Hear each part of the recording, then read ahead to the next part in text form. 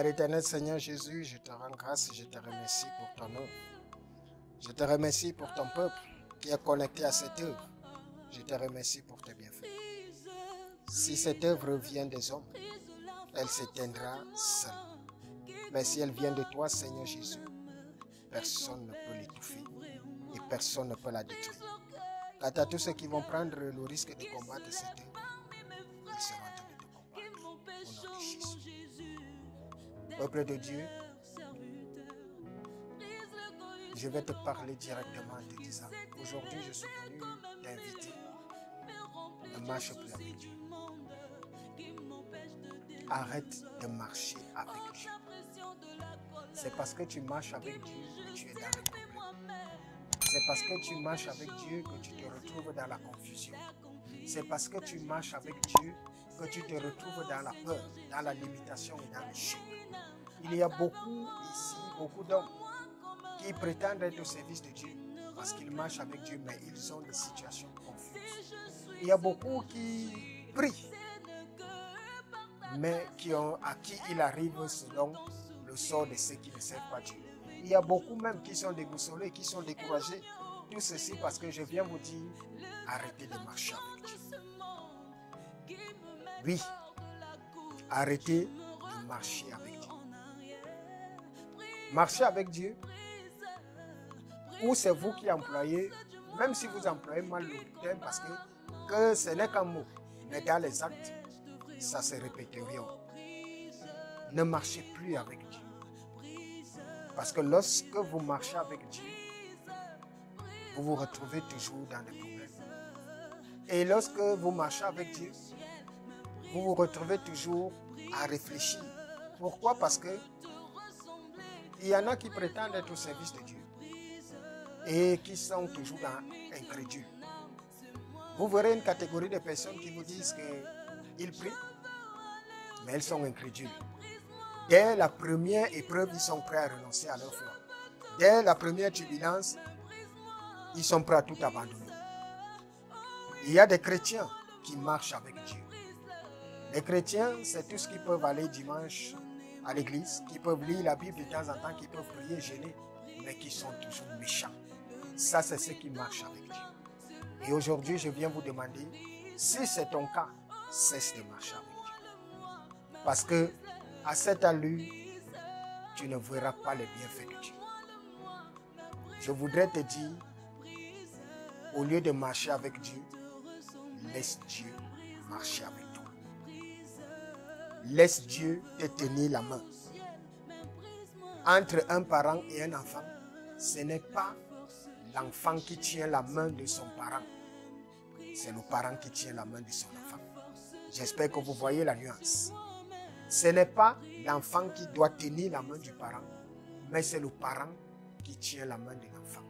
Mais si tu te retrouves dans cette logique où c'est toi qui veux tenir la main de Dieu, c'est pour ça que dès qu'il y a une première situation, tu lâches rapidement la main de Dieu. Or, pourquoi Dieu doit tenir ta main? Dieu te dit de laisser qu'il guide ta vie. Dieu te demande de lui laisser, autant pour moi, l'exclusivité de ta vie pour qu'il te conduise, pour qu'il marche avec toi et pour qu'il te protège. Pourquoi? Parce que quand viendra l'épreuve, il doit te secourir. Imaginez que c'est vous qui tenez la main de Dieu, ou bien un enfant qui tient la main de son père. S'ils se mettent à traverser par exemple une route et qu'un véhicule vienne en pleine vitesse, quelle sera la réaction de l'enfant? La première réaction de l'enfant sera de lâcher la main pour chercher à s'enfuir. Première réaction. Or, Dieu lui te dit, lorsque je tiens ta main, je la serre fort et je ne la lâcherai jamais. Malgré les intempéries, malgré les difficultés, malgré toute situation confuse, quel que soit ce qui se produirait, jamais je ne te lâcherai la main, parce que quand je tiens ta main, je te guide à bon port, à bon escient. Mais aujourd'hui, beaucoup de chrétiens sont ceux qui tiennent la main de Dieu, et ça se voit automatiquement entre celui qui tient la main de Dieu et celui dont Dieu tient la main. Pourquoi? Parce que celui qui tient la main de Dieu est celui-là qui prie, mais qui est méchant. Est celui-là qui peut, vous l'entendrez jeûner, prier, chanter, mais c'est lui qui est là. L'incrédulité, c'est lui. Le doute, c'est lui. Les soucis et tout ça. Il y a une catégorie de chrétiens, si vous les rencontrez dehors, dès que tu lui demandes c'est comment, il te dit que je n'arrive pas à dormir. Le stress veut ma mort. Je pense, les réflexions. Pourquoi? À cause des problèmes. Alors que le Christ nous a dit, venez à moi, vous tous qui êtes fatigués et chargés, et je vous donnerai du repos. Par conséquent, tout ce que Dieu conduit, c'est tout cela que l'Esprit de Dieu a permis. C'est tout cela que l'Esprit de Dieu guide et contrôle. Et lorsque Dieu te contrôle, les pas que tu fais ne sont pas tes pas, ce sont les pas de Dieu. Lorsque Dieu marche avec toi, tu ne peux pas être hypocrite. Tu ne peux pas être méchant. Tu ne peux pas être orgueilleux. Mais tous ceux qui tiennent la main de Dieu, c'est des méchants. Pour que dès qu'il y a une première situation, ils sont les premiers. Comme beaucoup pensent souvent que Dieu quitte souvent l'homme. Dieu abandonne. Mais non, Dieu n'a jamais quitté la face d'un homme. Généralement, c'est l'homme. Et pas généralement, l'homme quitte toujours la présence de Dieu. Tous ceux qui tiennent la main de Dieu, c'est ceux-là qui, lorsqu'à un certain moment, ils n'ont pas ce qu'ils veulent, ils commencent à quitter la face de Dieu. Or, celui dont Dieu tient la main est quelqu'un qui l'a impacté, qui l'a affermi au travers du Saint-Esprit. Et par cette marche, il devient enfant de Dieu. Lorsque tu es enfant de Dieu, maintenant tu sais que ta vie ne t'appartient parce que quel que soit l'endroit où tu es, c'est Dieu qui est. Quel que soit ce que tu fais, c'est Dieu qui le fait. Quel que soit ce que tu entreprends, tu dois réussir. Ce n'est pas le cas de celui qui tient la main de Dieu. C'est pour ça qu'aujourd'hui, je viens pour vous nuancer. Arrêtez de tenir la main de Dieu. Parce que c'est des chrétiens qui tiennent la main de Dieu. Mais les enfants de Dieu, laisse Dieu leur tenir la main. Laisse Dieu te guider. Laisse Dieu te parler. Laisse Dieu te contrôler. Parce que tu ne peux pas être au service de Dieu et c'est toi qui es rempli de doute. C'est toi qui es rempli d'incrédulité. C'est toi qui es rempli de colère. C'est toi qui es rempli de peur. Mais tu dis que tu sais Dieu. Et pourtant, l'ennemi de la foi, c'est la peur. Tous ceux qui marchent en la présence de Dieu, tous ceux avec lesquels Dieu marche, sont et se sentent toujours en sécurité. Même s'ils viennent à voir quoi. Souvenez-vous, lorsqu'il y a eu 2 étapes dans la marche des disciples avec le Christ. Je ne sais pas si vous vous êtes rendu compte. Dès l'étape où ils étaient disciples, c'est eux qui marchaient avec le Christ. Dès l'étape où ils étaient disciples, c'est eux qui marchaient avec le Christ. C'est pour ça qu'à un moment donné, on observait qu'ils avaient des doutes. Vous connaissez quand ils se sont retrouvés dans la barque avec le Christ qui dormait. Ils ont commencé à crier, à trembler qu'ils vont mourir. Pourquoi? Parce que c'est eux qui marchaient avec le Christ. Et quand Jésus marche sur les eaux, pour la deuxième fois, ils se mettent à voir, ils crient, c'est un fantôme. Alors qu'ils viennent à peine de voir la manifestation puissante de Dieu au travers du miraculeux, le surnaturel. Mais ils ont peur. Pourquoi? Parce que c'est eux qui tenaient la main et qui marchaient avec le Christ. Et ça ne dérangeait pas le Christ parce qu'ils savaient que le mouvement n'était pas conforme. Mais observez quelque chose. À ce moment, autant pour moi d'abord, quand il marchait avec le Christ, il n'était pas prêt à mourir pour Christ.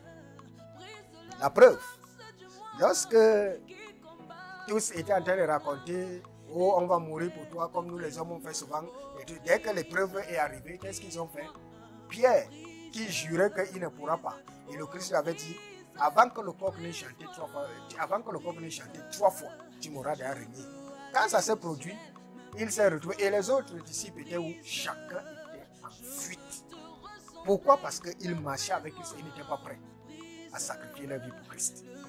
Mais quand l'Esprit de Dieu s'est répandu en nous, quand le Saint-Esprit est venu habiter en nous, maintenant, c'est Christ qui marchait avec eux. Et vous avez vu la différence. Ils étaient prêts à mourir pour Christ. Ils étaient prêts et ils sont morts pour ça. Or, étant disciples, ils n'étaient pas prêts parce que c'est eux qui marchaient avec le Christ. Mais maintenant, ils sont passés de l'étape des disciples, ils sont devenus des apôtres impactés. Et ils n'ont plus eu peur de mourir à cause de Christ. Pourquoi? Parce que le Christ était en eux. Le Christ les tenait la main et le Christ marchait avec eux. Voilà pourquoi il y a une différence. Il y a des chrétiens qui marchent avec Dieu et il y a les enfants de Dieu avec lesquels Dieu marche. Sachez qu'il faut savoir là où tu te trouves. Est-ce que Dieu marche avec toi ou est-ce que tu marches avec Dieu? Parce que ceux avec lesquels Dieu marche, ça ne s'ignore pas. C'est des gens qui font confiance en Dieu, malgré les intempéries. Faire confiance à Dieu, c'est quoi? Je vais aussi un peu expliquer. Faire confiance à Dieu ne signifie pas que quand il y a une situation, tu ne pleures pas. Quand il y a une situation, tu ne t'apitoies pas. Non, parce que ça nous arrive à tous. Même Abraham, le père, vous pensez qu'à un moment donné, il ne doutait pas souvent? Si, il doutait. À un moment, les David et tous les grands serviteurs se sont retrouvés quand ils étaient en difficulté. D'aucuns pleuraient. Et ceci, mais la différence, c'est qu'ils se relèvent automatiquement et continuent de faire confiance à Dieu.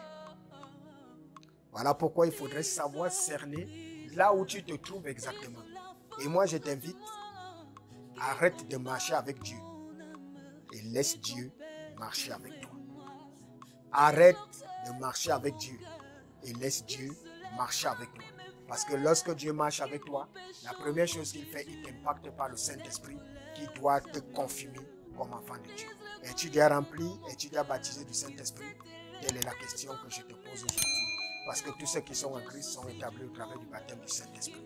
Que le Seigneur nous bénisse abondamment et que sa main puissante nous conduise. Shalom, shalom. Bye bye. Justifie moi-même et mon péché, mon Jésus, d'accomplir ta justice.